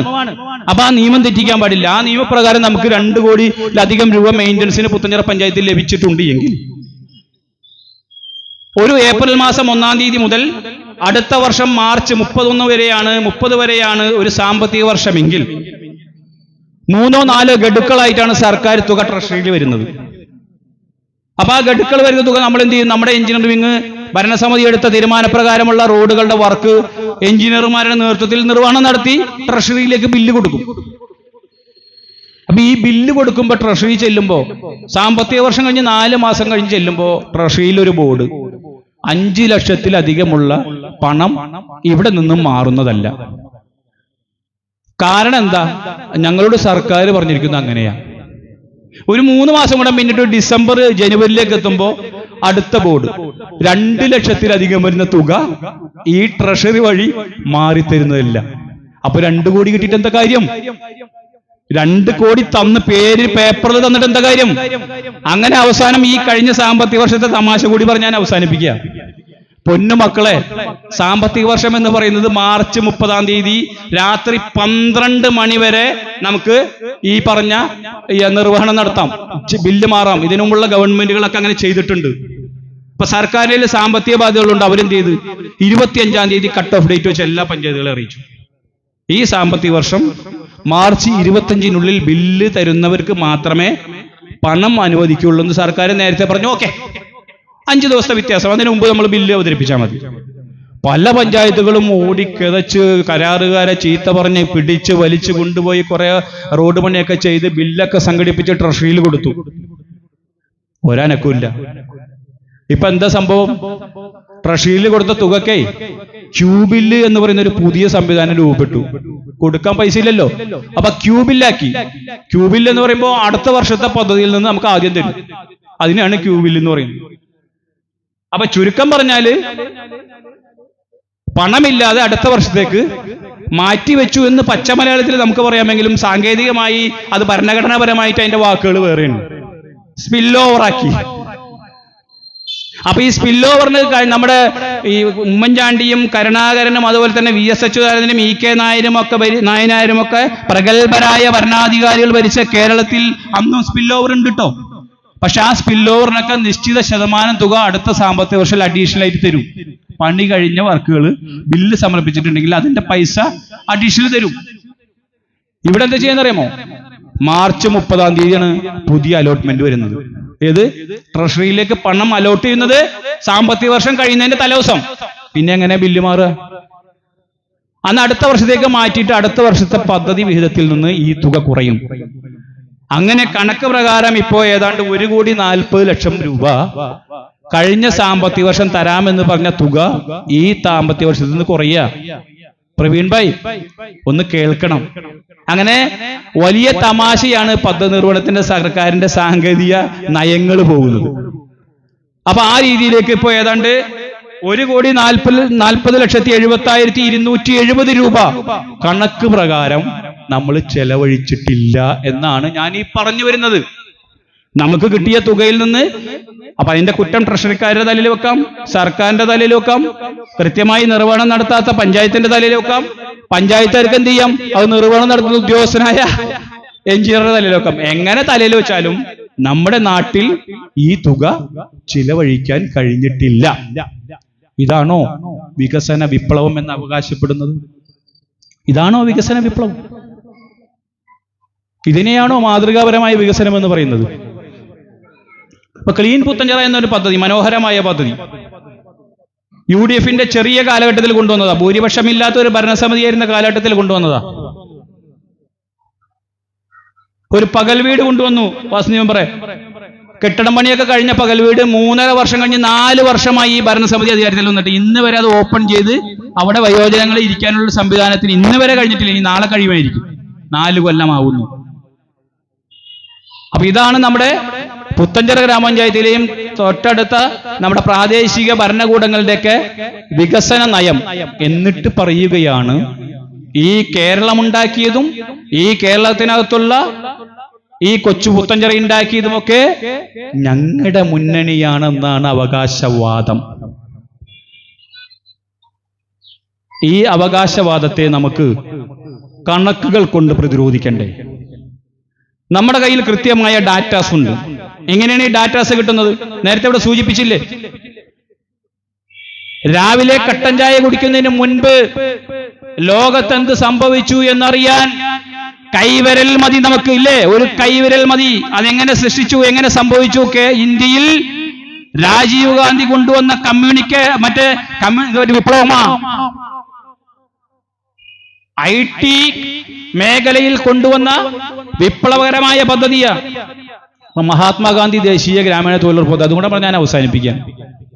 ഞാൻ സത്യം പറഞ്ഞ രമ്യ ഹരിദാസിന്റെ ആ പ്രസംഗം കേട്ട് അല്പം വികാരധീനായി പോയി.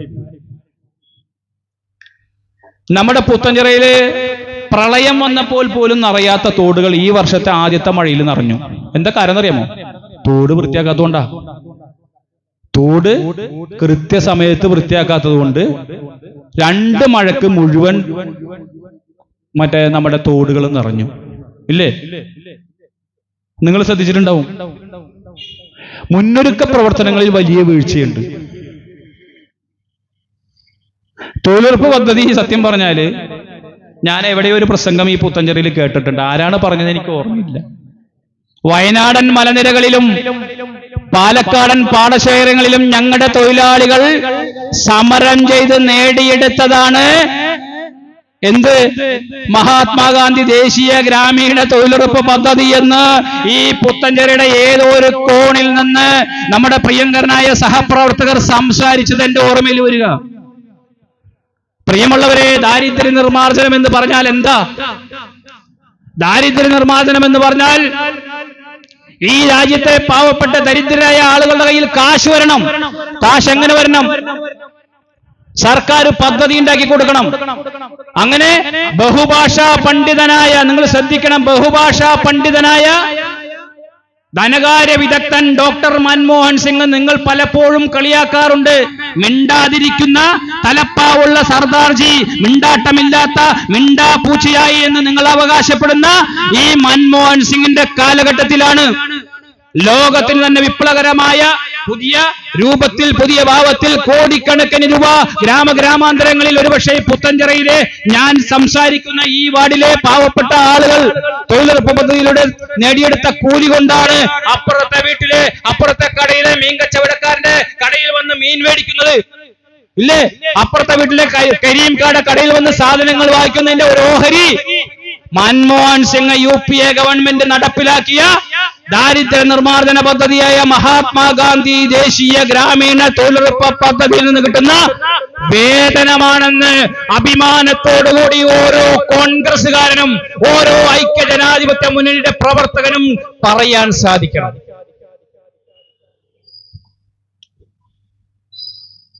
നമ്മുടെ ഈ ബ്ലോക്ക് പഞ്ചായത്ത് ഡിവിഷനിലേക്ക് ഞാൻ ചുരുക്കുന്നു. ബ്ലോക്ക് പഞ്ചായത്ത് ഡിവിഷനിലേക്ക് 30-ാം തീയതി ഉപതെരഞ്ഞെടുപ്പാണ്. ഈ ഉപതെരഞ്ഞെടുപ്പ് വരാൻ ഞങ്ങൾ ഒരിക്കലും ആഗ്രഹിച്ചിട്ടില്ല. കാരണം ഒരുപക്ഷെ ഞാൻ എന്റെ ജീവിതത്തിൽ എനിക്ക് ഏറ്റവും കിട്ടിയ ഒരു 3 വർഷവും 1 മാസവും എന്റെ ജീവിതത്തിൽ എനിക്ക് പഞ്ചായത്ത് പ്രസിഡന്റ് ആവാൻ ഭാഗ്യം ലഭിച്ചു. ഒരു ഭാഗ്യം ലഭിച്ച ഒരു എളിയ കോൺഗ്രസ് പ്രവർത്തകനാണ് ഞാൻ. ആ ഭാഗ്യം ലഭിച്ച സമയത്ത് എന്റെ കൂടെ വൈസ് പ്രസിഡന്റ് ആയിട്ടിരുന്ന ആളാണ് അകാലത്തിൽ പൊലിഞ്ഞുപോയ ശ്രീമതി ബീന സുധാകരൻ. നമ്മൾക്ക് വേദനയുണ്ട്, ദുഃഖമുണ്ട്. അകാലത്തിൽ പിരിഞ്ഞ ബീന സുധാകരൻ അവരുടെ ഓർമ്മകൾക്ക് മുന്നിൽ ഞാൻ ശിരസ്സു കുനിക്കുകയാണ് ഈ പൊതുയോഗത്തിൽ പോലും. കാരണം അവരൊരു ജനപ്രതിയായിരുന്നു. അങ്ങനെ ഒരു ജനപ്രതി മരണപ്പെട്ടിട്ട് ഒരു ഉപതെരഞ്ഞെടുപ്പ് വരാൻ നമ്മൾ ആരെങ്കിലും ആഗ്രഹിക്കുന്നുണ്ടോ? ഇല്ലല്ലോ. ഈ ഉപതെരഞ്ഞെടുപ്പ് അതൊരു നിയോഗം പോലെ വന്നു ചേർന്നു. ഇപ്പൊ നമ്മുടെ മുന്നിലുള്ള വിഷയം എന്താ? നേരത്തെ സന്ദർഭോചിതമായ ആരോ സൂചിപ്പിച്ചു, ലോക്സഭാ ഇലക്ഷനിലെ വൻ പരാജയത്തെ തുടർന്ന് കെട്ടിട നിർമ്മാണ പെർമിറ്റ് ഫീസ് 50% കുറച്ചു. 300 രൂപ ഉണ്ടായിരുന്ന ഫീസിനെ 3000 ആക്കിയിട്ട് 150 രൂപ കുറച്ചു. കുഴപ്പമില്ല, കുറച്ചല്ലോ, വിരോധമില്ല, കുറച്ചു. അപ്പോ ഈ ഉപതെരഞ്ഞെടുപ്പ് ഈ കേരളത്തിൽ എത്ര സ്ഥലത്തുണ്ട് രാജേഷ് ഏട്ടാ? ഒരു 10-30 സ്ഥലത്ത് ഉപതെരഞ്ഞെടുപ്പ് നടക്കുന്നുണ്ടെന്നാണ് എൻ്റെ ഒരു വിശ്വാസം, എൻ്റെ ഒരു കണക്ക്. ഈ ഉപതെരഞ്ഞെടുപ്പിൽ കൂടി ഒരു പാഠം പഠിപ്പിച്ചാൽ ഒരുപക്ഷെ നിങ്ങളുടെ പോക്കറ്റിൽ കഴിഞ്ഞ മാസം KSEBിയുടെ ബില്ല് വന്നിട്ടുണ്ട്. സുഭാഷ് ഏട്ടാ നേരത്തെ സൂചിപ്പിച്ചില്ലേ, സർചാർജ്, മറ്റേ ചാർജ്, ആ ചാർജ്, ഈ ചാർജ്, ഡിപ്പോസിറ്റ് എന്ന് പറഞ്ഞുകൊണ്ട് നമ്മൾ ഒരു പ്രതീക്ഷിക്കാത്ത ഒരു പാവപ്പെട്ടന്റെ വീട്ടിലേക്ക് 300 രൂപയും 400 രൂപയും കറണ്ട് ഫീസ് അടച്ച ഒരു സാധാരണക്കാരന്റെ വീട്ടിലേക്ക് വന്നിരിക്കുന്ന ബില്ല് 900-1000 അതിന് മുകളിലുമാ. നമ്മുടെ പുത്തഞ്ചിറ എന്ന് പറയുന്നത് നിരവധി കുന്നുകളും കുന്നിൻ ചെരുവുകളും പാടങ്ങളും പാടശേഖരങ്ങളും തോടുകളും കൈത്തോടുകളും കൊണ്ട് സമ്പന്നമായ ഒരു പ്രകൃതി രമണീയമായ കൊച്ചു ഗ്രാമമാ, കർഷക ഗ്രാമമാ, ഇല്ലേ? സുന്ദരമായ ഗ്രാമമാ. ആ ഗ്രാമത്തിലെ പാവപ്പെട്ടവരാണ് ഇവിടെ കൂടുതലും, തൊഴിലാളികളാണ് ഇവിടെ കൂടുതലും. ആ തൊഴിലാളി വർഗത്തിൽ പണിയെടുക്കുന്ന, പാടത്ത് പണിയെടുക്കുന്ന പാവപ്പെട്ടവരാണ് ഈ പ്രദേശത്ത് താമസിക്കുന്ന മുഴുവൻ ആളുകളും. അവരാണ് ചെറിയൊരു കെട്ടിടം പണിയുമ്പോൾ ഇത്രയും ഭീമമായ തുക വർദ്ധിപ്പിച്ചത്. അവർക്ക് വെള്ളം എന്ന് പറയുന്നത് നമുക്കറിയാം, കുന്നിൻ ചെരുവുകളിൽ കിണർ കുത്തിയാൽ വെള്ളം കിട്ടില്ല. ചില പ്രദേശത്ത് ഒന്നോ രണ്ടോ പ്രദേശങ്ങളിൽ പ്രാദേശിക കുടിവെള്ള പദ്ധതികൾ ചെറുതായിട്ടുണ്ടെന്ന് ഒഴിച്ചാൽ പിന്നെ മുഴുവൻ എവിടുന്ന സർക്കാരിന്റെ വെള്ളമാ. ആ സർക്കാരിന്റെ വെള്ളത്തിന്റെ കരം എത്രയായിപ്പോ? ആ കരം ഒന്ന് കുറച്ച് കിട്ടില്ലേ? അപ്പൊ ഒരവസരം കൂടി ജനങ്ങൾ കൊടുത്താൽ നമ്മളിപ്പോ ബുദ്ധിമുട്ടുന്ന. അതുപോലെ തന്നെ മാവേലി സ്റ്റോറിന്റെ സ്ഥിതി എന്താ? മാണിയങ്കാവിലൊരു മാവേലി സ്റ്റോറുണ്ട്, പോയിട്ട് കാലം കഴിഞ്ഞതാണ് കേൾക്കണത്. നമ്മളൊക്കെ ആദ്യകാലങ്ങളിൽ പോവാറുണ്ട്, അപ്പുറത്തെ വീട്ടിലെ റേഷൻ കാർഡ് കൊണ്ടുപോകില്ല PCA, അസൈനെടുക്കാൻ നേരല്ലേ? അവിടെ പോയി സബ്സിഡി ഇനങ്ങൾ 13 സബ്സിഡി ഇനങ്ങൾ നമ്മൾ വാങ്ങിക്കും. നമ്മുടെ വീട്ടിൽ നമ്മുടെ അടുക്കള സമ്പന്നം, ഒരു വീടിന്റെ ഐശ്വര്യം എന്ന് പറഞ്ഞാൽ അടുക്കളയിൽ നമ്മൾ ഉപയോഗിക്കുന്ന പലചരക്ക് സാധനങ്ങൾ ഇങ്ങനെ നിരന്നിരുന്ന് കാണുമ്പോൾ അല്ലേ? കുറച്ച് പരിപ്പും പയറും പഞ്ചസാരയും ചായലയും, ഒരു അതിഥി വന്നാൽ, ഒരു പാവപ്പെട്ടൻ കയറി വന്നാൽ ഒരു ചായ തിളപ്പിക്കാനുള്ള പഞ്ചസാരയും ചായലയും കുറച്ചുണ്ടാവും, ഒരു സ്റ്റോക്ക് ഉണ്ടാവും. അതൊരു പാവപ്പെട്ട വീട്ടുകാരന്റെ ഏറ്റവും വലിയ ആഗ്രഹമാണ്. ആ ആഗ്രഹം സാധിച്ച ഗവൺമെന്റുകളാണ് ഈ കേരളത്തിൽ മുൻപ് ഭരിച്ചവർ മുഴുവൻ. ആ 13 ഭക്ഷ്യവസ്തുക്കളാണ് സബ്സിഡി വെട്ടിച്ചുരുക്കിക്കൊണ്ട് മാവേലി സ്റ്റോറുകളിൽ പലചരക്ക് കടയിൽ പോലും ഇല്ലാത്ത സാധനങ്ങളില്ലാതെ ശൂന്യമായ ഇടങ്ങളായി മാണിയങ്കാവിലെ മാവേലി സ്റ്റോറടക്കം മാറിയില്ലേ? അപ്പൊ ഒരുപക്ഷെ ഒരു പരാജയം കൂടി ആയാൽ ഒന്നുകൂടി കണ്ടുറന്ന് ഒരുപക്ഷെ പോളിറ്റ് ബ്യൂറോയും ലോക്കൽ കമ്മിറ്റിയും ഏരിയ കമ്മിറ്റിയും സംസ്ഥാന കമ്മിറ്റിയും ജില്ലാ കമ്മിറ്റിയും ഒക്കെ ശുപാർശ ചെയ്യും, ഞങ്ങൾക്ക് ഗ്രാമങ്ങളിൽ വീടുകളിൽ പോകാൻ കഴിയുന്നില്ല പ്രിയപ്പെട്ട സഖാവേ, അതുകൊണ്ട് അതുകൂടി ഒന്ന് കുറച്ചു തരൂ, മാവേലി സ്റ്റോറിൽ കുറച്ച് പലചരക്ക് സാധനങ്ങൾ കൂടി കൊണ്ടുവെക്കൂ എന്ന് ഇവിടുത്തെ സാധാരണക്കാരായ പാവപ്പെട്ട ആളുകൾ പറയുമ്പോൾ ഒരുപക്ഷെ അതും സംഭവിക്കാം. അതുകൊണ്ട് നമുക്ക് ഈ ബ്ലോക്ക് ഡിവിഷൻ തെരഞ്ഞെടുപ്പിനെ രാഷ്ട്രീയമായിട്ടാണ് കാണുന്നത്. രാഷ്ട്രീയ പോരാട്ടമാണ്. ശ്രീ രാഹുൽ ഗാന്ധി നേതൃത്വം കൊടുക്കുന്ന കേന്ദ്രത്തിലെ ഇന്നത്തെ ലോക്സഭയിലെ പ്രതിപക്ഷ നേതാവില്ലേ, ആണത്തത്തോടുകൂടി ചങ്കൂറ്റത്തോടുകൂടി കൈവിരൽ ചൂണ്ടി മോദിയുടെ മുഖത്ത് നോക്കി നിങ്ങൾ തെറ്റുകാരനാണെന്ന് കൈവിരൽ ചൂണ്ടി വിറയ്ക്കാതെ ഇടറാതെ നെഞ്ചി വിരിച്ചു കൊണ്ട് പറയുന്ന ഒരേ ഒരു നേതാവ് ഇന്ന് ഇന്ത്യയിലുള്ളൂ, അത് ശ്രീ രാഹുൽ ഗാന്ധി ആണെങ്കിൽ ആ രാഹുൽ ഗാന്ധി ഉയർത്തുന്ന കൊടിയാ ഞങ്ങളുടേത്. ആ രാഹുൽ ഗാന്ധി മത്സരിച്ച കൈപ്പത്തി ചിഹ്നമാണ് ഈ കൊമ്പത്തോട് ഡിവിഷൻ. UDF-ന് ബാലികേലാ മലയാണ്, UDF ഒരിക്കലും ജയിക്കില്ല, ഞങ്ങളുടെ തട്ടകമാണെന്ന് അവകാശപ്പെടുന്ന ഈ കൊമ്പത്തോട് ഡിവിഷനിൽ നമ്മുടെ പ്രിയ സഹോദരി ശ്രീ നസിയ മർസുഖിന്റെ ചിഹ്നവും രാഹുൽ ഗാന്ധി വയനാട്ടിൽ മത്സരിച്ച ചിഹ്നം തന്നെയാ. അതുകൊണ്ട് ഈ ചിഹ്നത്തിൽ മത്സരിക്കുന്ന നസിയ മർസൂഖ്, ഒരുപക്ഷെ നിങ്ങൾ വിചാരിക്കും ആരാണ് ഈ നസിയ മർസൂഖ് ഇല്ലേ? ഇവരിതിനു മുമ്പ് ഉണ്ടായിട്ടുണ്ടോ? ചിലരുടെ കോണികളിൽ നിന്നൊക്കെ ചില സംസാരങ്ങൾ വരും. ചിലവര് പറയുന്നത് ഇവര് കോൺഗ്രസ്സുകാരാണോ? അല്ല, അങ്ങനെ ചോദിക്കാലോ, വീട്ടിലൊക്കെ ചെന്നിങ്ങനെ ഇത് ചെയ്യാലോ. നസിയ മർസൂഖിന്റെ ബയോഡാറ്റ നിങ്ങളൊന്ന് പരിശോധിക്കൂ. BA ഹിസ്റ്ററി പാസ്സായ, UC കോളേജിലെ കലാലയത്തിൽ രാഷ്ട്രീയ പ്രവർത്തനം നടത്തിയ ഒരു കലാലയത്തിലെ വിദ്യാർത്ഥിയായിരുന്നു നസിയ മർസൂഖ്. ചില പത്രമാധ്യമങ്ങളിലും മാസികകളിലുമൊക്കെ അവർ അനുഭവക്കുറിപ്പുകൾ എഴുതാറുണ്ട്. അവരുടെ കലാലയ ജീവിതത്തിലെ അനുഭവങ്ങൾ എഴുതിയ മാസികകളുണ്ട്, എഴുത്തുകാരിയ. അതോടൊപ്പം തന്നെ പിണ്ടാണി പ്രദേശത്തെ പാരമ്പര്യമായി മൂവർണ്ണക്കൊടി ശിരസിലേറ്റിക്കൊണ്ട് VN വിഷ്ണു നമ്പൂതിരിപ്പാടിനോടൊപ്പവും അതുപോലെ തന്നെ ഇവിടുത്തെ കോൺഗ്രസിന്റെ പഴയകാല നേതാക്കന്മാരോടൊപ്പവും ഇരുന്ന് മതേതരത്വ ജനാധിപത്യ മൂല്യങ്ങളെ കുറിച്ച് ചർച്ച ചെയ്ത ഒരു തറവാട്ടിലെ ഒരു കണ്ണിയാണ് ശ്രീ ലീഡർ K കരുണാകരന്റെ തോഴന്മാരായി അദ്ദേഹം ഭരിക്കുന്ന കാലത്തിൽ ഇവിടെയുള്ള പിണ്ടാണിയിലേക്കുള്ള റോഡ് വിഷ്ണു നമ്പൂതിരിപ്പാടിന്റെ കാലഘട്ടത്തിൽ നടന്ന സംഭവങ്ങൾ ഞാൻ പോകുന്നില്ല. മനുഷ്യന് പോലും സഞ്ചരിക്കാൻ പറ്റാത്ത ഇടവഴികളും നടവഴികളും ഒക്കെ റോഡ് എന്ന രൂപത്തിലേക്ക് മാറ്റിയെടുത്തത് ശ്രീ കെ കരുണാകരന്റെ കാലഘട്ടത്തിലുള്ള പഞ്ചായത്ത് ഭരണസമിതികളായിരുന്നു. മറക്കാൻ കഴിയുമോ? ഇപ്പോ ആര് പഞ്ചായത്തിൽ ഭരിച്ചാലും പ്രാദേശിക സർക്കാർ എന്നുള്ള ലേബലിൽ തുക അനുവദിക്കുന്നുണ്ട്. അതിലെ വിനിയോഗമാണ് ഭരണസമിതിയുടെ കഴിവ് എന്ന് പറയുന്നത്. തുക കൊടുക്കലല്ല, തുക കൊടുക്കാൻ നമ്മളുടെ അക്കൗണ്ടിലേക്ക് പണം വരികയാണ്. പണ്ഡിറ്റ് ജവഹർലാൽ നെഹ്റു മറ്റേ ഒഴുക്കിയ അദ്ദേഹത്തിന്റെ ദീർഘവീക്ഷണമായ പഞ്ചവത്സര പദ്ധതിയിലൂടെ ഈ രാജ്യത്തെ പട്ടിണി പാവങ്ങൾക്ക് വികസനം എത്തിക്കുന്നതിന് വേണ്ടി, ഈ ഗ്രാമങ്ങളിൽ വികസനത്തിന്റെ ഗാഥകൾ രചിക്കുന്നതിന് വേണ്ടി ഈ ഗ്രാമ പ്രദേശങ്ങളിൽ, പഞ്ചായത്തുകളിൽ, ബ്ലോക്കുകളിൽ, മുനിസിപ്പാലിറ്റികളിലൊക്കെ ഈ കേന്ദ്ര ഗവൺമെന്റിന്റെയും സംസ്ഥാന ഗവൺമെന്റിന്റെയും വിഹിതത്തിൽ നിന്ന് ഇത്ര ശതമാനം തുക അതാത് പഞ്ചായത്തുകൾക്ക് കൊടുക്കണമെന്ന് ഇന്ത്യൻ ഭരണഘടനയിൽ എഴുതി വെച്ചിട്ടുണ്ട്. നമ്മുടെ പാർലമെന്റിൽ പാസ്സാക്കിയിട്ടുണ്ട്. ആ നിയമം അനുസരിച്ചാണ് ഇവിടെ പണം വരുന്നത്. ഒറ്റ കാര്യം കൂടി പറഞ്ഞ് ഞാൻ അവസാനിപ്പിക്കുകയാണ്. നേരത്തെ പെർമിറ്റ് ഫീസ് പറഞ്ഞ കൂട്ടത്തില് സർക്കാരിന്റെ ഓർഡർ വന്നു. അതുകൊണ്ട് പറഞ്ഞ് ഞാൻ അവസാനിപ്പിക്കണം, നേരം വൈകി. സർക്കാരിന്റെ ഓർഡർ വന്നു. അപ്പോ പുത്തഞ്ചിറ പഞ്ചായത്ത് അടക്കമുള്ള കേരളത്തിലെ മുഴുവൻ പഞ്ചായത്തുകളിലും നികുതി പരിഷ്കരിക്കണം. നികുതി പരിഷ്കരിക്കണം എങ്ങനെയാണ്?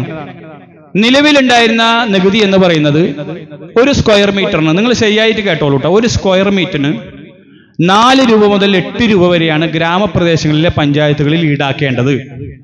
അതിൽ കുറവോ കൂടുതലോ ഈടാക്കാൻ പഞ്ചായത്ത് ഭരണസമിതികൾക്ക് അധികാരമില്ല. ഗവൺമെന്റ് ഓർഡറാ, നടപ്പിലാക്കണമല്ലോ. അപ്പൊ ഈ ഓർഡർ നിലവിലുള്ളപ്പോ ഇവിടെ നിലവിൽ ഈ ഞാൻ നേരത്തെ സൂചിപ്പിച്ച UDFും LDFും ഒക്കെ ഇവിടെ മാറി ഭരിച്ചിട്ടുണ്ട്. ആര് ഭരിച്ചാലും നികുതിമ തൊട്ടിട്ടില്ല. കാരണം എന്താ? ഞാൻ നേരത്തെ സൂചിപ്പിച്ച പട്ടിണി പാവങ്ങളാണ്, ദരിദ്രരാണ് ഈ പുത്തഞ്ചിറ പഞ്ചായത്തിലുള്ള ഭൂരിഭാഗം ആളുകളും. അവർ 4 രൂപ പരമാവധി സർക്കാർ പറഞ്ഞ ഏറ്റവും ലോ റേറ്റ്, താഴ്ന്ന റേറ്റായ 4 രൂപയിൽ നിജപ്പെടുത്തി വെച്ചേക്കുക. അപ്പൊ സർക്കാരിന്റെ പുതിയ ഉത്തരവ് വന്നപ്പോ പരിഷ്കരിക്കണമെന്ന് പറഞ്ഞപ്പോ അതിൽ എഴുതിയേക്കണമെന്ന് അറിയാമോ? 6 മുതൽ 12 വരെ ആവാം. 6-ൽ കുറയാൻ പാടില്ല, 12-ൽ കൂടാൻ പാടില്ല. ഒരു ജനങ്ങളെ ഇഷ്ടമുള്ള ഒരു ഭരണസമിതി എന്താ ചെയ്യുക? പുത്തഞ്ചേരിയുടെ മനസ്സറിയുന്ന, പുത്തഞ്ചേരിയിലെ സാധാരണക്കാരെ കുറിച്ച് ചിന്തിക്കുന്ന, ആ സാധാരണക്കാരുടെ കൈവരിലെ മഷിയടയാളമാണ് ഞാൻ ഈ കസേരയിൽ ഇരിക്കുന്നതെന്ന ബോധ്യമുള്ള ഒരു പൊതുപ്രവർത്തകർ എന്താ ചെയ്യുക? 6 രൂപയായി നിജപ്പെടുത്തും. ഇല്ലേ? സുബേഷേട്ട 6 രൂപയായിട്ട് നിജപ്പെടുത്തും. യുധിമാഷെ, പഞ്ചായത്ത് ഭരണസമിതിയിൽ അജണ്ട വന്നു, ഭരണസമിതിക്ക് നേതൃത്വം കൊടുക്കുന്നവർ പറഞ്ഞു സർക്കാരിന്റെ പുതിയ ഓർഡർ, അതുകൊണ്ട് ഇനി മുതൽ പുത്തഞ്ചിറ പഞ്ചായത്തിൽ പുതിയ ബിൽഡിംഗ് ടാക്സ്, പുതിയ വീടുകൾ പണിയുന്നവർക്ക് വർഷാവർഷം 8 രൂപ. അപ്പൊ ഞങ്ങൾ അതിന്റെ ഓർഡർ ചോദിച്ചപ്പോ 6 മുതൽ 12 വരെ ആക്കാമെന്ന് റൂളുണ്ട്. അപ്പൊ ഞങ്ങൾ പറഞ്ഞു, ഇവിടെ വസന്തി മെമ്പർ ഉണ്ട്, അരുൺ രാജ് മെമ്പർ ഉണ്ട്, ജിസ്മി സോണിയൊക്കെ ഉണ്ട്, ഇവിടെ ആമിന ആഷിഖ് ഉണ്ട്, പത്മിനി മെമ്പർ ഉണ്ടായിരുന്നു. ഞങ്ങൾ പറഞ്ഞു സർക്കാർ പറഞ്ഞ ഏറ്റവും താഴ്ന്ന റേറ്റായ 6 രൂപയെ പാടുള്ളൂ, ഞങ്ങൾ അംഗീകരിക്കില്ല. അപ്പൊ പ്രതിപക്ഷ ബഹുമാനം ഉണ്ടല്ലോ, അവര് പറഞ്ഞു നിങ്ങളുടെ അംഗീകാരം വേണ്ട, നിങ്ങൾ ഇറങ്ങിപ്പോക്കോളൂ, ഞങ്ങൾ 8 രൂപ തീരുമാനിച്ചു കഴിഞ്ഞു. ഇപ്പോ 4 രൂപ ഉണ്ടായിരുന്ന കെട്ടിട നികുതി, പ്രിയമുള്ളവരെ, നിങ്ങൾ പഞ്ചായത്തിൽ ടാക്സ് അടക്കാൻ ചെല്ലുമ്പോ, ഒരു പുതിയ വീട് പണിത് നിങ്ങൾ ടാക്സ് അടക്കുമ്പോ 4 രൂപ ഉണ്ടായിരുന്നത് 8 രൂപയായി ഉയർത്തിയിട്ട് പറയുകയാ ഞങ്ങളാണ് ഇവിടെ ജനാധിപത്യം വസന്തമാക്കുന്നത്, ജനാധിപത്യം ഈ നാട്ടിൽ വിരിയിക്കുന്നത് ഞങ്ങളാണ്, ജനാധിപത്യത്തിന്റെ സൗന്ദര്യം എന്ന് പറയുന്നത് ഞങ്ങളിലൂടെയാണ്. അന്യന്റെ ശബ്ദം സംഗീതമായി ആസ്വദിക്കുന്ന കമ്മ്യൂണിസ്റ്റ് മാർക്സിസ്റ്റ് പാർട്ടിയുടെ ആചാര്യന്മാർ പറഞ്ഞത് ഇപ്പോ കടമായി എടുത്തുകൊണ്ട് ഇവിടുത്തെ പുതിയ സഖാക്കൾ പറയുന്നു ഞങ്ങളാണ് പുത്തഞ്ചിറയുടെ ഹാർട്ട്, ഞങ്ങളാണ് പുത്തഞ്ചിറയുടെ ജീവവായു, ഞങ്ങളില്ലെങ്കിൽ പുത്തഞ്ചിറയിൽ ഇവിടെ ഒന്നും സംഭവിക്കില്ല, സ്തംഭിച്ചു പോകുന്ന പറഞ്ഞു. അങ്ങനെ പറയുന്നവരാണ് പ്രിയമുള്ളവര് 4 രൂപ ഉണ്ടായിരുന്ന കെട്ടിട നികുതി 8 രൂപയാക്കി ഉയർത്തി. ഞങ്ങൾ ആവശ്യപ്പെടുന്നു, ഈ പൊതുയോഗത്തിൽ വെച്ച് ആവശ്യപ്പെടുന്നു, ഇപ്പൊ പെർമിറ്റ് ഫീസ് കുറക്കാൻ സർക്കാർ ഓർഡർ പറഞ്ഞിട്ടുണ്ടെങ്കിൽ നിലവിൽ സർക്കാരിന്റെ ഓർഡർ ഉണ്ട് 6 രൂപ ആക്കാമെന്ന്.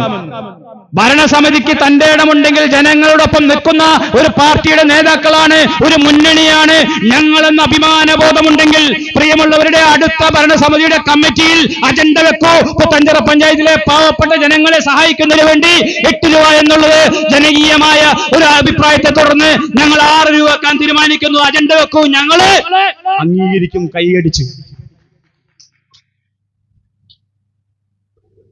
ഞാൻ ചുരുക്കുന്നു പ്രിയമുള്ളവർ. അതുകൊണ്ട് ഈ വരുന്ന ഇലക്ഷനിൽ എന്റെ സഹപ്രവർത്തകരോട് എനിക്ക് അഭിമാനം തോന്നുക. കാരണം ഒരു ലാഭവുമില്ല. കാരണം 1.25 വർഷമാണ് ഈ തെരഞ്ഞെടുക്കപ്പെടുന്ന ഒരു മെമ്പറുടെ കാലാവധി, ഇല്ലേ?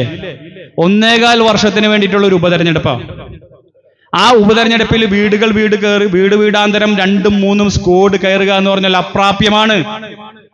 ആ മുന്നണിയുടെ തീരുമാനപ്രകാരം, ഇതിൽ വന്ന എല്ലാവരുടെയും തീരുമാനപ്രകാരം 2 വട്ടം സ്ക്വാഡ് ഈ ഡിവിഷനിലെ മുഴുവൻ വീടുകളിലും പൂർത്തീകരിച്ചുകൊണ്ട് അഭിമാനത്തോടെ മുന്നണിയുടെ പൊതുയോഗത്തിലിരിക്കുന്ന പ്രിയമുള്ളവരെ, നിങ്ങൾക്കാണ് എന്റെ 1000 അഭിവാദ്യങ്ങൾ. ഇനി ഒരു സ്ക്വാഡ് കൂടി നമുക്ക് പൂർത്തീകരിക്കാനുണ്ട്. നമുക്ക് സ്ലിപ്പ് കൊടുക്കണം, മാതൃകാ ബാലറ്റ് കൊടുക്കണം. മാതൃകാ ബാലറ്റിൽ 2ാമത്തെ പേരാണ് നമ്മുടെ സ്ഥാനാർത്ഥിയുടെ. ആ മാതൃകാ ബാലറ്റ് ഉണ്ട്. ഒപ്പം വികസനത്തിന്റെ പുതിയ നേർക്കാഴ്ചകൾ എന്ന് പറയുന്ന ഒരു ലഘുലേഖയടക്കം 3ാമത്തെ ട്രിപ്പ് സ്ക്വാഡ് പ്രവർത്തനം. ഇന്ന് ഇവിടെ കൂടിയ എന്റെ എല്ലാ സഹപ്രവർത്തകരും ഐക്യമുന്നണിക്ക് വേണ്ടി, ഇന്ത്യൻ നാഷണൽ കോൺഗ്രസിന് വേണ്ടി, രാഹുൽ ഗാന്ധിയുടെ കരങ്ങൾക്ക് ശക്തി പകരുന്നതിന് വേണ്ടി, രാഹുൽ ഗാന്ധിയാണ് മതേതരത്വത്തിന്റെ രാജകുമാരൻ നരക്കിട്ടുറപ്പിക്കുന്നതിന് വേണ്ടി അടുത്ത വർഷം നടക്കാൻ പോകുന്ന ത്രിതല പഞ്ചായത്ത് തെരഞ്ഞെടുപ്പിൽ ഐക്യമുന്നണി ശക്തമാണ് പുത്തഞ്ചിറയിൽ എന്ന് അറിയിപ്പിക്കുന്നതിന് വേണ്ടി നസിയ മർസൂഖിനെ ഒരു വട്ടം കൂടി ഈ ഡിവിഷനിലെ മുഴുവൻ വീടുകളും കയറിയിറങ്ങി എന്റെ പ്രിയമുള്ളവരെ, നമ്മുടെ മുന്നണിയുടെ സ്ഥാനാർത്ഥിയെ സഹായിക്കണം, വിജയിപ്പിക്കണം എന്ന് മാത്രം സൂചിപ്പിച്ചുകൊണ്ട് ഈ കൺവെൻഷനിൽ പങ്കെടുത്ത മുഴുവൻ നേതാക്കന്മാർക്കും മുഴുവൻ സഹപ്രവർത്തകർക്കും അഭിവാദ്യം ചെയ്തുകൊണ്ട് എന്റെ വാക്കുകൾ നിർത്തുന്നു. നന്ദി, നമസ്കാരം, ജയ് ഹിന്ദ്. വീഡിയോ ഇഷ്ടപ്പെട്ടെങ്കിൽ ലൈക്ക് ചെയ്യാനും ഷെയർ ചെയ്യാനും സബ്സ്ക്രൈബ് ചെയ്യാനും മറക്കരുതേ. താങ്ക്